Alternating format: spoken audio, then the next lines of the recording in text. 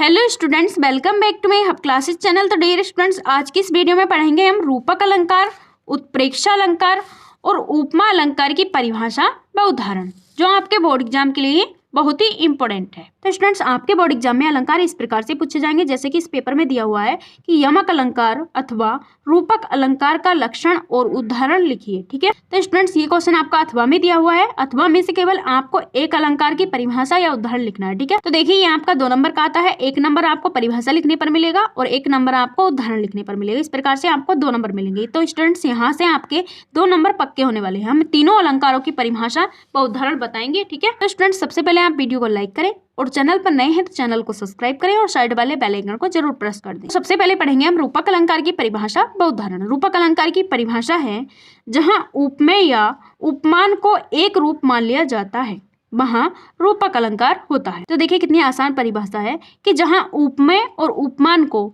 एक रूप मान लिया जाता है, वहां पर रूपक अलंकार होता है। तो स्टूडेंट, जैसे कि हम इस उदाहरण से समझेंगे, चरण कमल बंदो हरिरा, यानी मैं हरि के कमल जैसे चरणों की वंदना करता हूँ। यहाँ पर चरण हो गए उपमेय और कमल हो गया उपमान, यानी चरण और कमल को एक रूप मान लिया गया है, यानी यहाँ पर हरि के चरणों को कमल के समान मान लिया गया है। तो स्टूडेंट्स, ये इस प्रकार से रूपक अलंकार की परिभाषा और उदाहरण है। ठीक है, और अब पढ़ेंगे हम उत्प्रेक्षा अलंकार की परिभाषा व उदाहरण। उत्प्रेक्षा अलंकार की परिभाषा है जहां उपमेय में उपमान की संभावना प्रकट की जाए, वहां उत्प्रेक्षा अलंकार होता है। यानी जहां पर उपमेय में उपमान की संभावना प्रकट की जाए, वहां उत्प्रेक्षा अलंकार होता है। जैसे कि हम इस उदाहरण से समझाएंगे। इसका उदाहरण है, सोहत ओढ़े पीत पट श्याम सलोने गात, मानो नीलमणि शैल पर आतप परियो प्रभात।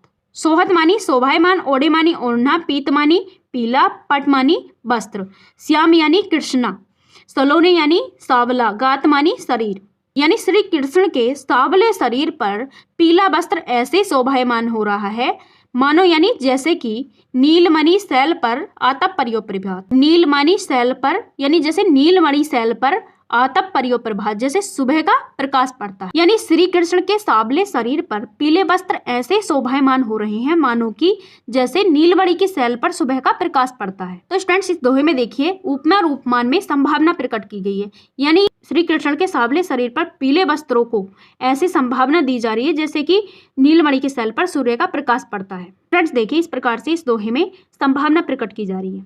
तो स्टूडेंट्स, इस प्रकार से उत्प्रेक्षा अलंकार की परिभाषा उदाहरण हो गए हैं। ठीक है, तो स्टूडेंट्स अब पढ़ेंगे उपमा अलंकार की परिभाषा व उदाहरण। इसकी परिभाषा है, जहां पर एक व्यक्ति की तुलना दूसरे लोक प्रसिद्ध वस्तु से रंग, रूप, आकार या धर्म के आधार पर की जाती है, उसे उपमा अलंकार कहते हैं। तो स्टूडेंट्स, जहां पर एक व्यक्ति की तुलना दूसरे लोक की प्रसिद्ध वस्तु, रंग, रूप, आकार या धर्म के आधार पर की जाती है, वहां पर उपमा अलंकार होता है। तो देखिए इस उदाहरण से समझेंगे, मुख चंद्रमा सा सुंदर है। तो देखिए चंद्रमा क्या है, दूसरे लोक की प्रसिद्ध वस्तु है। तो देखिए मुख की तुलना यहाँ पर चंद्रमा से की गई है कि मुख चंद्रमा सा सुंदर है। इस प्रकार से आपको उपमा अलंकार की परिभाषा उदाहरण लिखना है। ठीक है, तो डियर स्टूडेंट्स, वीडियो कैसी लगी कमेंट्स बॉक्स में जरूर बताना। वीडियो अच्छी लगी तो लाइक कर देना और चैनल को सब्सक्राइब करके साइड वाले बेल आइकन को जरूर प्रेस कर देना, जिससे कि आने वाली वीडियो की नोटिफिकेशन आपको सबसे पहले मिल सके। तो चलिए मिलते हैं नेक्स्ट वीडियो में एक न्यू टॉपिक के साथ। तब तक के लिए जय हिंद, वंदे मातरम।